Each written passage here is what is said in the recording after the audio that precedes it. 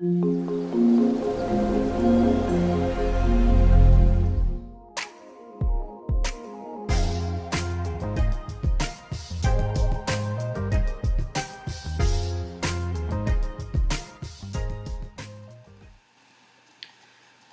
Friends, welcome to my channel. I am Manoj Kumar. दोस्तों, आज बात करने वाले हैं एक इम्पॉर्टेंट टॉपिक की। टॉपिक हमारा रिलेटेड है फ्यूज़न से।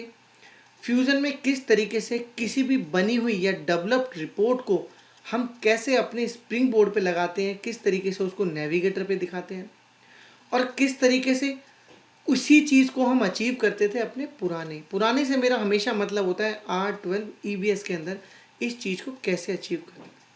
दोस्तों, मैं पुराने EBS की बात हमेशा इसलिए करता हूँ क्योंकि जो मेरे भाई लोग EBS पे काम कर रहे हैं वो फ्यूज़न को ईजिली अंडरस्टैंड कर पाएँ, उससे कोरिलेट कर पाएँ, सो दैट उनका जो कंसेप्ट है वो बहुत ईजी तरीके से कोरिलेट होकर के उनको समझ में आ जाए।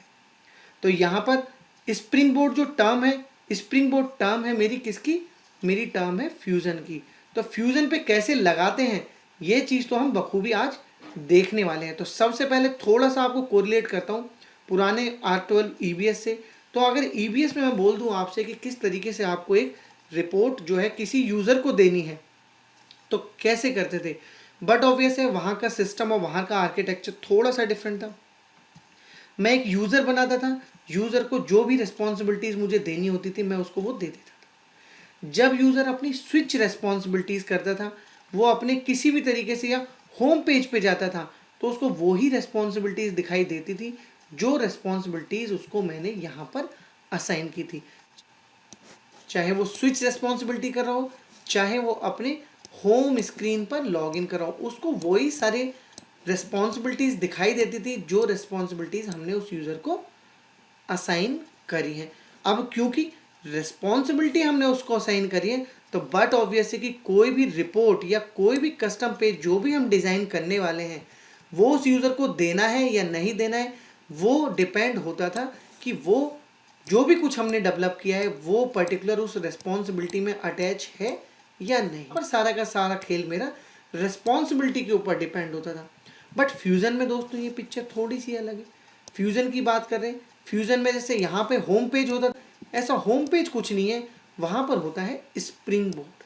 ठीक है, तो स्प्रिंग बोर्ड होता है। स्प्रिंग बोर्ड पे मतलब होम विंडो पर आप किस तरीके से लगाएंगे अपनी डेवलप्ड किसी भी रिपोर्ट को, किसी भी डेवलप्ड पेज को, किसी कस्टम API को, या कोई भी चीज़ आपने कस्टमाइज यूज़र के लिए की है तो उसको उसके स्प्रिंग बोर्ड पर कैसे लगाएंगे, वो उसको दिखानी है या नहीं दिखानी है, that is different thing. But हमें वो स्प्रिंग बोर्ड पे लगानी कैसे, तो उसके लिए यहाँ पर आ जाते हैं हम फ्यूज़न की स्क्रीन पर।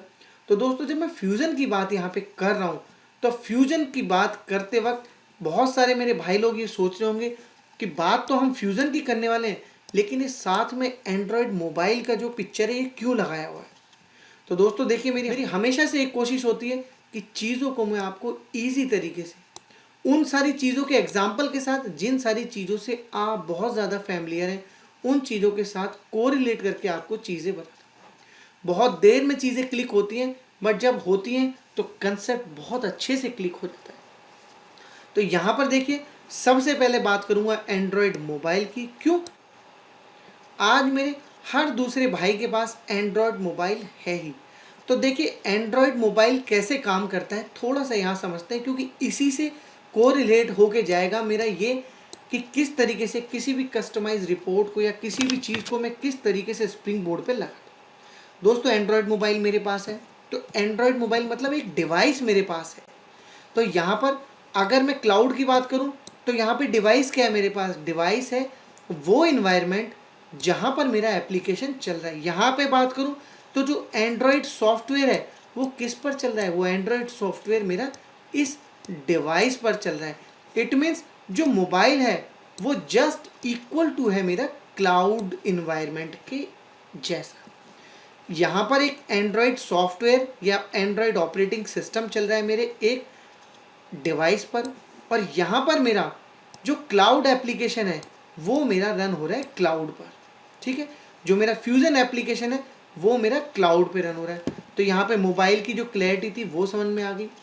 Mobile is just equal to cloud, और एंड्रॉयड जो एक सॉफ्टवेयर है जो मेरा इस डिवाइस पे चल रहा है, that is equal to fusion cloud ERP, या जिसको हम अपना क्लाउड ईआरपी बोल रहे हैं, वो जस्ट इक्वल टू है मेरा उसके। यहाँ तक मुझे नहीं लगता किसी भी भाई को या किसी भी बंधु को समझने में कोई भी प्रॉब्लम है। अब अभी तक हमने वो बात नहीं करी कि किस तरीके से स्प्रिंग बोर्ड पे लगाएंगे। दोस्तों देखिए, यहाँ पर गौर कीजिए, इस वाले आइकन पे, ये एक टूल्स का आइकन है जो मैंने आपको यहाँ नीचे भी दिखाया है। टूल्स के आइकन में देखिए, ये सिंपल एक मेरा यहाँ पर एप्लीकेशन दिख रहा है आपको। इस सिंपल एप्लीकेशन का कुछ भी नाम हो सकता है।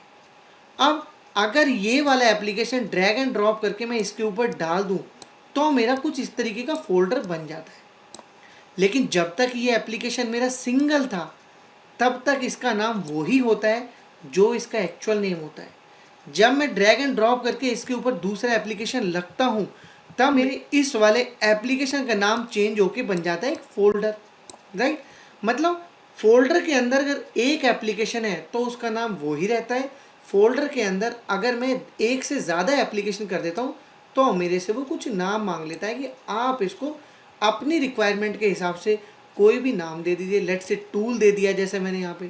बहुत सारे भाई लोग बैंकिंग के जितने भी अपने एप्लीकेशंस होते हैं उनको बैंकिंग में रखते हैं। फाइनेंस से रिलेटेड कुछ कुछ एप्लीकेशन होते हैं फाइनेंस में रखते हैं।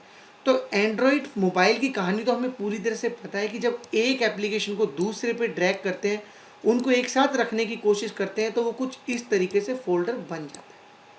जब तक वो स्टैंड लोन अकेले होते हैं तो उनके अपने अपने सेपरेट नाम होते हैं, उन्हें किसी दूसरे से कोई मतलब नहीं। बात करेंगे दोस्तों अब हम अपने क्लाउड ईआरपी। क्लाउड ईआरपी क्या है? एक तरीके का मेरा डिवाइस कह सकते हैं जो मेरा ओरेकल मुझे प्रोवाइड कर रहा है। कहाँ पर? क्लाउड पर। उस पर मेरा फ्यूजन क्लाउड ईआरपी रन हो रहा है, दैट इज़ माय एप्लीकेशन। अब इस एप्लीकेशन पे ये मेरी वही स्क्रीन है जो स्क्रीन यहाँ पे एंड्रॉयड फ़ोन की है। ये मेरी वही स्प्रिंग बोर्ड, अगर मैं इसको फ्यूज़न की टर्म में बोलूँ तो ये जो स्क्रीन दिख रही है ये मेरा स्प्रिंग बोर्ड हुआ दोस्तों। तो इस स्प्रिंग बोर्ड पे मुझे अगर कोई एप्लीकेशन अपना लगाना है जो मैंने डिज़ाइन किया है तो कैसे करूँगा? बट ऑब्वियस है यहाँ पे मैं कोई एक फोल्डर टाइप का बनाने की कोशिश करूँगा। ठीक है, कहाँ से बनता है, कैसे बनता है, लैब में देखेंगे, उसके लिए बिल्कुल परेशान नहीं होना है। जब एक फ़ोल्डर बनाऊँगा तो उस फोल्डर के अंदर कुछ अपनी एक रिपोर्ट रखने की कोशिश करूँगा। जो भी मुझे रिपोर्ट या कोई पेज या मुझे कस्टम एपीआई या कुछ भी चीज़ रखनी है तो एक फ़ोल्डर बनाने की कोशिश करूँगा। तो दोस्तों यहाँ पे बताने का मेरा मीनिंग यही है कि अगर आप अपने उस कस्टम फोल्डर के अंदर सिंगल एक अपनी कोई रिपोर्ट रखते हैं तो वो आपको उस फोल्डर का नाम दिखाएगा ही नहीं। बात मेरी समझ में आई कि नहीं? मैं रिपीट करता हूँ दोस्तों, अगर मैं यहाँ पर अपने क्लाउड का जो ये स्प्रिंग बोर्ड है ओरेकल ईआरपी का, इसके अंदर लेट से मैंने एक फ़ोल्डर बनाया, किस नाम से? फाइनेंस के नाम से। मैंने एक फ़ोल्डर बनाया फाइनेंस के नाम से। और दोस्तों इसको बनाने के लिए जो ऑप्शन मैं यूज़ करता हूँ that is create group. Create group का जो ऑप्शन है वो चूज़ करता हूँ तो वो बनवाता है मुझे एक फ़ोल्डर जो मेरा स्प्रिंग बोर्ड पर लगता है। जैसे ही क्रिएट पेज एंट्री पे क्लिक करता हूँ तो वो मांगता है मेरे से रिपोर्ट के नाम या पेजेस के नाम, जो भी मैं वहाँ दिखाना चाहता हूँ। अब ये तो मुझे समझ में आ गया कि जैसे ही क्रिएट ग्रुप करूँगा मेरा एक फ़ोल्डर बन जाएगा। अब दूसरी बात है कि अगर फोल्डर के अंदर लेट से आपने फ़ोल्डर बनाया फाइनेंस के नाम से, आपने उसके अंदर एक ही रिपोर्ट रखी सिंगल, आपने दूसरी कोई चीज़ रखनी ही नहीं थी या आपने रखी नहीं, तो दोस्तों ये आपको स्प्रिंग बोर्ड पर यहाँ पर जो फोल्डर दिखाई देगा उस फोल्डर का नाम फाइनेंस नहीं दिखाई देगा, बल्कि उस फोल्डर का नाम दिखाई देगा आपको ये वाला। कौन सा? Invoice detail report. फाइनेंस कब दिखाई देगा? फाइनेंस तब दिखाई देगा, बिल्कुल उसी तरीके से एंड्रॉयड फ़ोन के कंसेप्ट के तरीके से फाइनेंस तब दिखाई देगा जब आप इसके अंदर एक से ज़्यादा चीज़ें रख देंगे। जैसे ही आप फाइनेंस फोल्डर के अंदर 2 रिपोर्ट या 2 पेजेस या कुछ भी मोर देन 1 कुछ भी रखेंगे, वैसे ही आपको यहाँ पर आपके फोल्डर का नाम फाइनेंस सेपरेटली दिखने लग जाए। तो दोस्तों ये है वो कंसेप्ट जो मुझे आपको बताना था। होपफुली आपको यहाँ पिक्चराइजेशन तो समझ में आया होगा। एक बार लैब में चलते हैं। लैब में इस कंसेप्ट को कैसे अपने स्प्रिंग बोर्ड पे किसी कस्टम रिपोर्ट को या किसी भी चीज़ को किस तरीके से लगाते हैं, एक बार लैब में चल के इसका प्रैक्टिकल करते हैं और इसको और बेहतर तरीके से समझते हैं।